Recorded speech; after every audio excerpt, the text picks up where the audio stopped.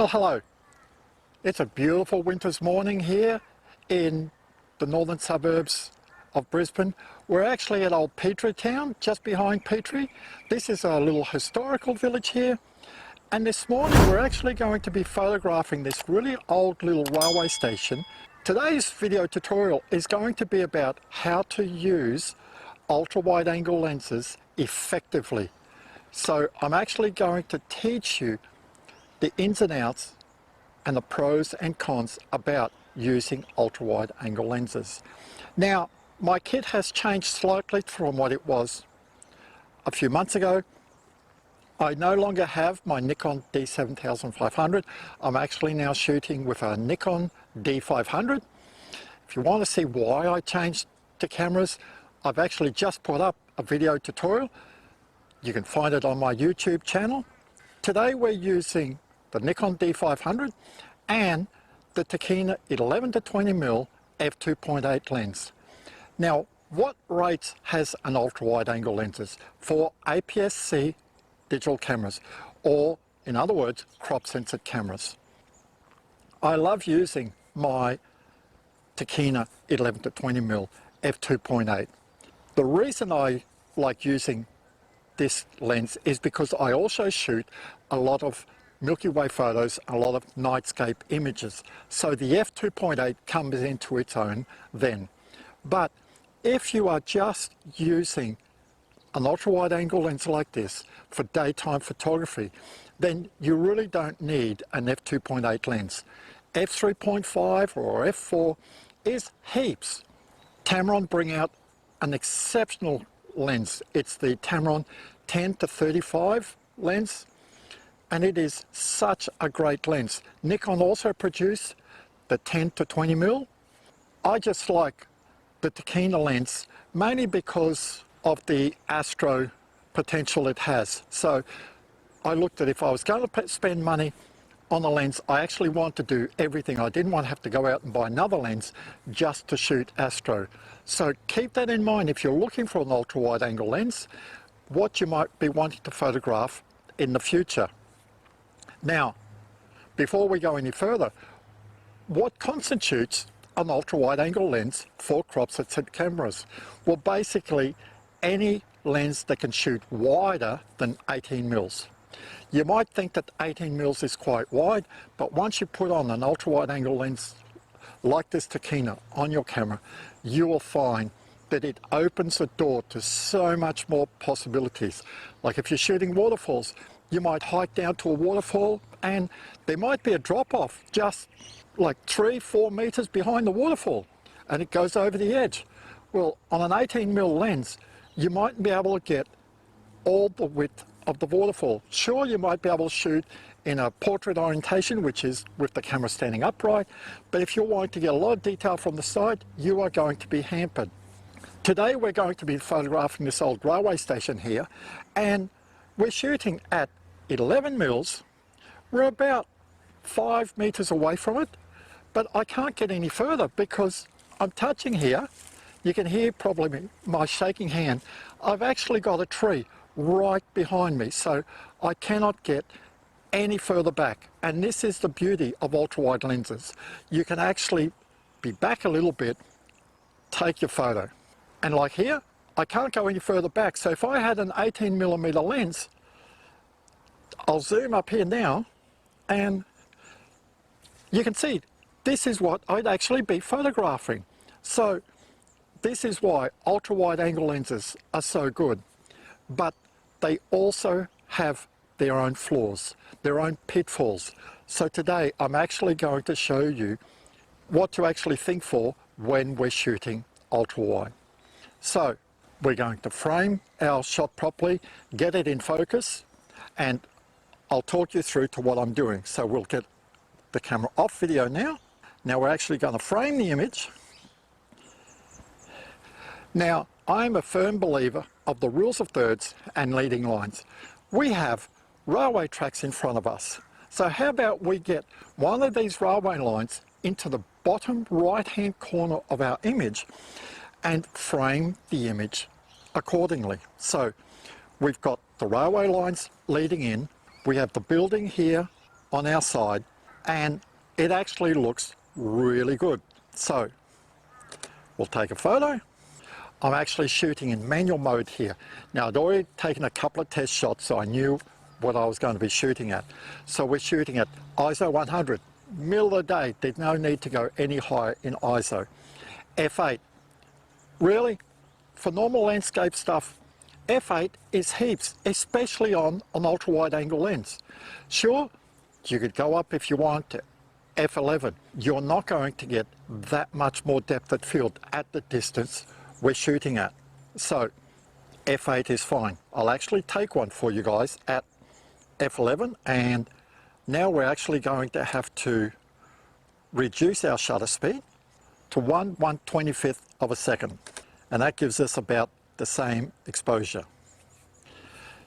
Now, the big thing you have to remember about with ultra-wide angle lenses is distortion, and I'll show you this. We'll put the camera back into video mode, and I'm going to turn it slightly, because in video mode on this camera, like in most crop sensors or APS-C cameras, we have a crop factor, so it actually crops the sides of your image.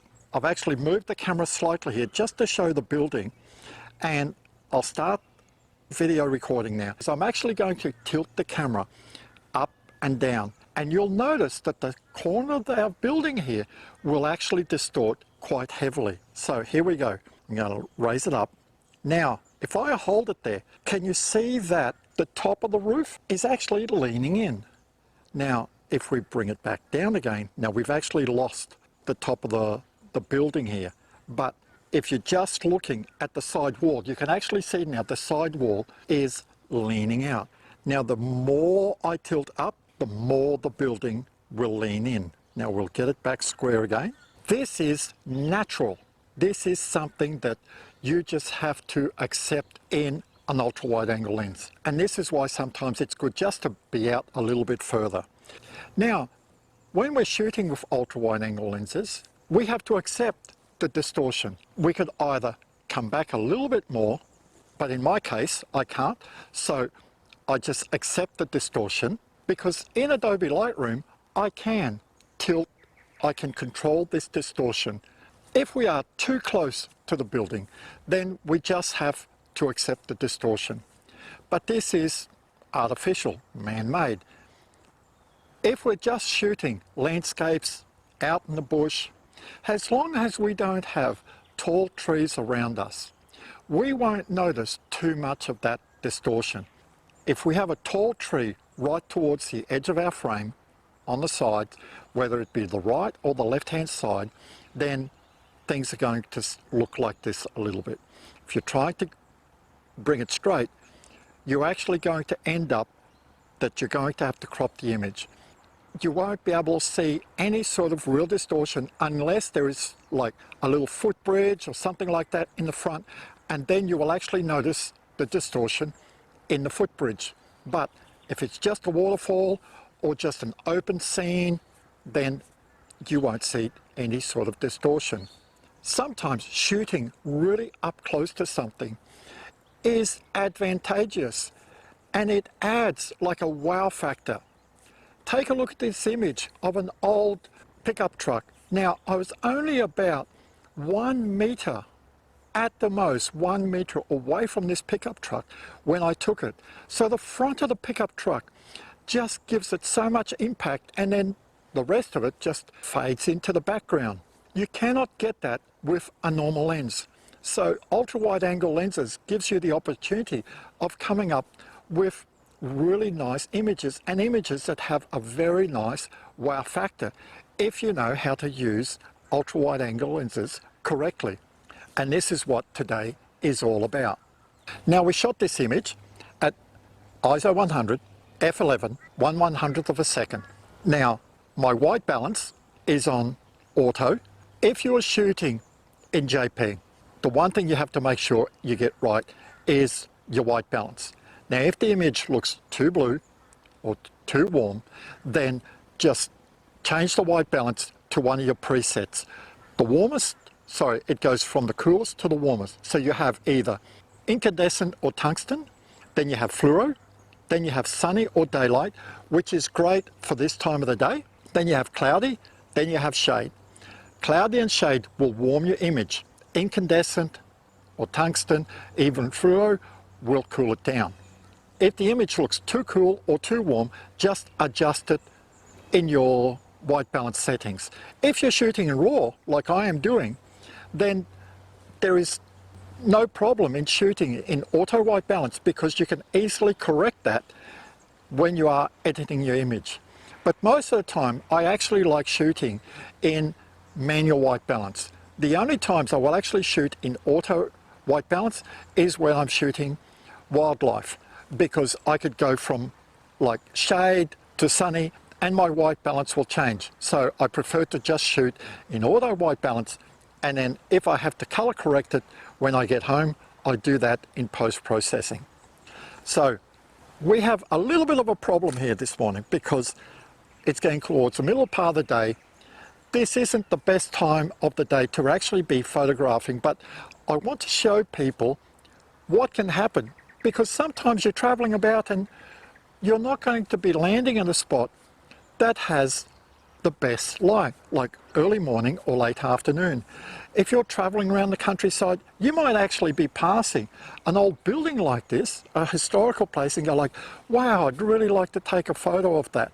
And you might be stuck that it's lunchtime, but you really want to get a shot of this. So today is this, and we can see this. We've got a very well balanced scene, but under the roof line here, it is quite shaded. Now, if you're shooting in RAW, all you have to do is just increase the shadows. I try to make sure that whether I'm shooting in manual or aperture priority, that I don't clip the highlights. So that means I'm not shooting an image that is too bright. And what I'll normally do is set up the camera so I could quickly flick to see if my highlights are blown. And if the highlights are blown, then I just increase the shutter speed if I'm working in manual. And in aperture priority, all I do is use exposure compensation and dial it down. I'd rather have a slightly underexposed image than an image that is overexposed and lose the highlights, especially in a day like today, because most of the time you'll find that what will be blown out is your clouds. And I like seeing nice puffy clouds, especially on a beautiful picturesque day like today. But I've actually got a very shaded area. So I've actually got to increase my shutter speed a little bit here because the sun's just come out, and I'm going to look at the highlights. I've still blown the highlights quite a bit, so I'm going to increase it again to 1/160th. Okay, now that's really good. I like that. But my problem is now very shaded in the foreground here, underneath the eave or underneath the roof line here. So how do I fix that? Very easily. I can either try to increase the shadows, or I could just go and take another photo. 1/60th, cool.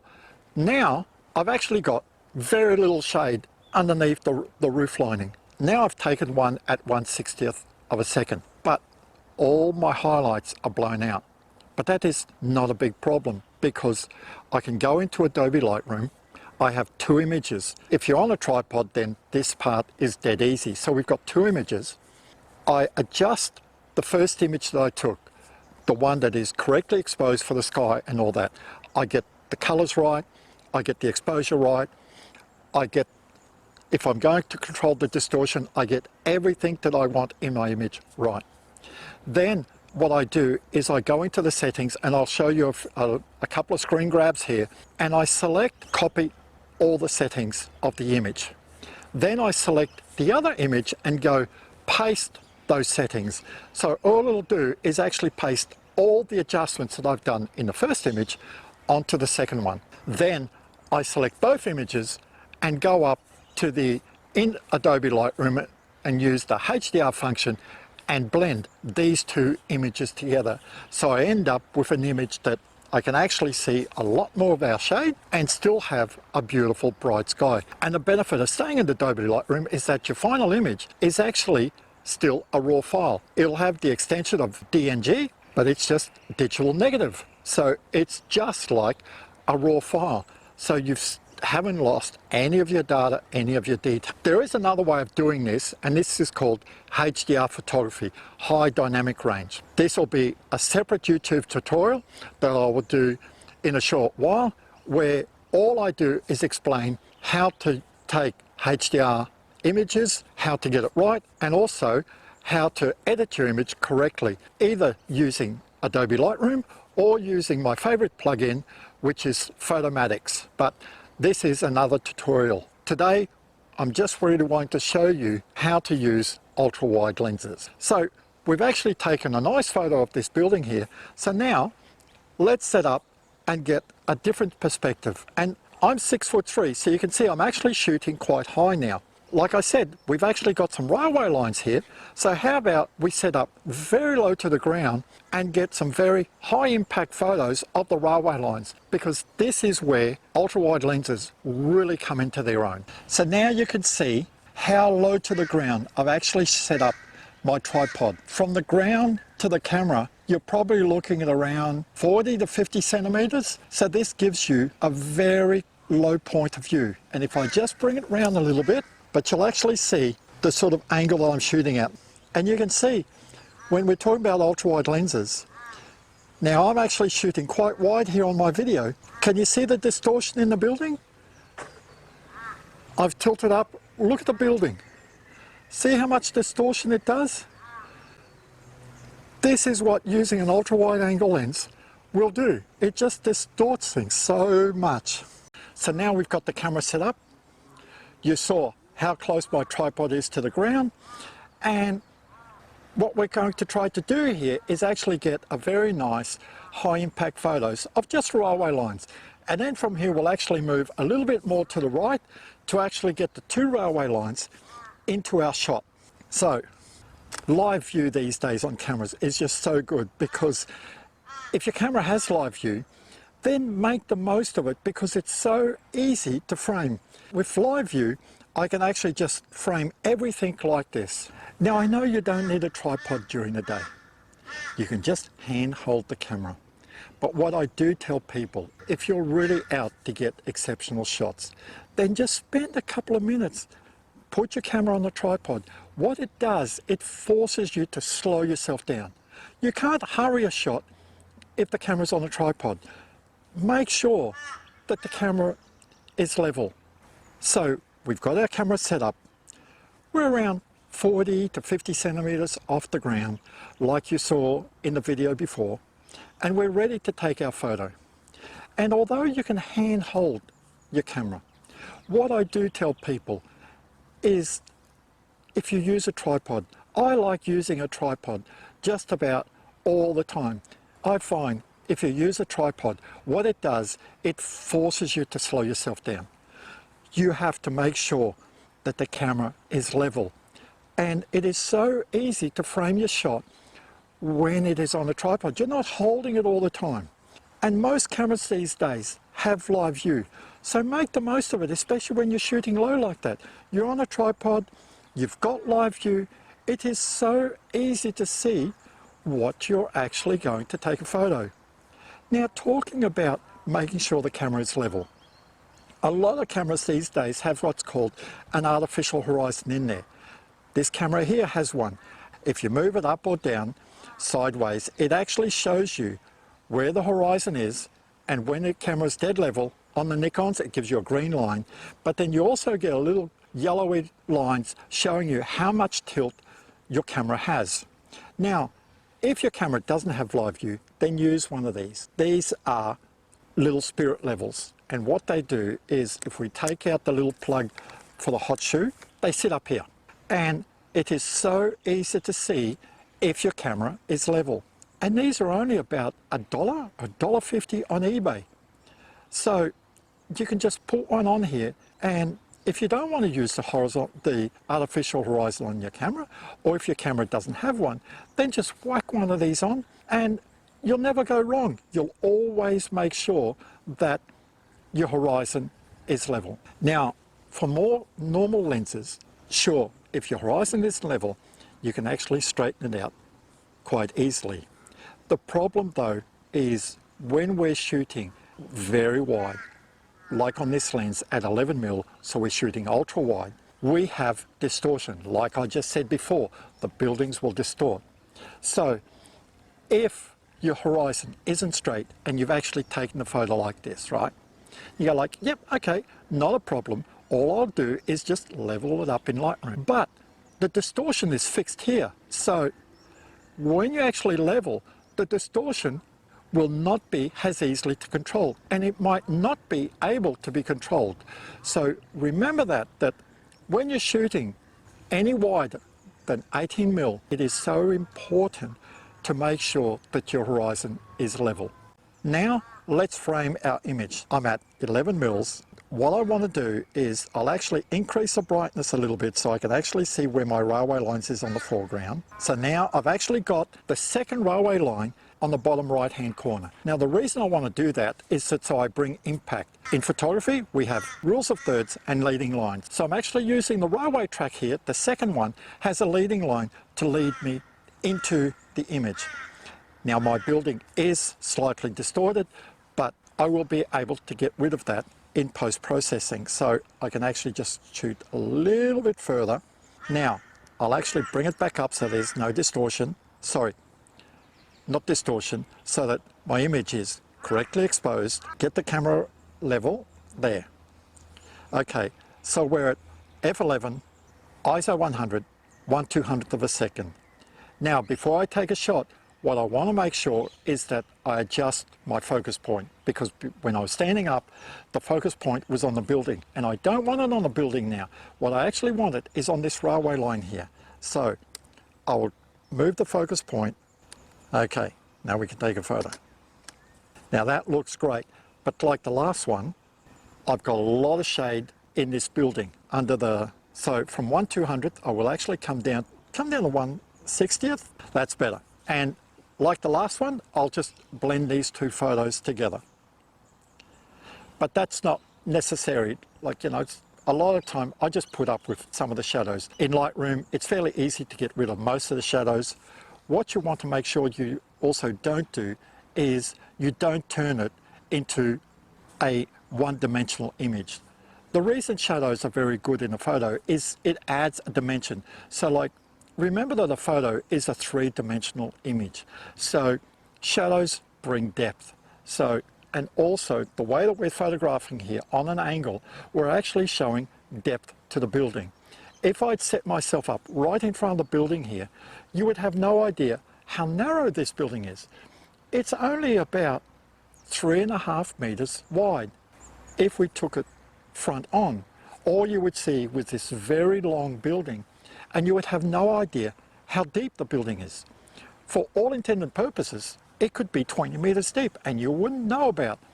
So taking a photo like this on an angle gives you a sense of reality, gives you a sense of perspective of how this building is. When you look at the photo, you go like, wow, it is a very long building, but also a very narrow building. So now we've taken a couple of photos here and I'm happy with what I've taken. So now we'll actually show what it looks like between these two railway tracks. And in this shot, you'll actually see that the two railway tracks lead into the center of the image, giving you more impact. Okay, so what we're going to be doing now is just, we're going to be moving the camera here. We're going to be setting up roughly in the center of the railway tracks. So we're at 11mm. So I'm actually going to have to get back a little bit. So we've got to get back a little bit more. We're at 11mm. That looks really good. So what I'm doing is, I said I was going to shoot down the tracks, but I've actually turned the camera slightly so that I've actually got this building. But this line here, this is in the bottom right-hand corner. So we've actually got leading lines again. So we're going to make sure everything's great. That's it. So this looks pretty cool like this. Hit off live view. So now you can see, this is about what the camera sees. Can you see why it is so good to use an ultra-wide? I'm at 11mm and look at the scene.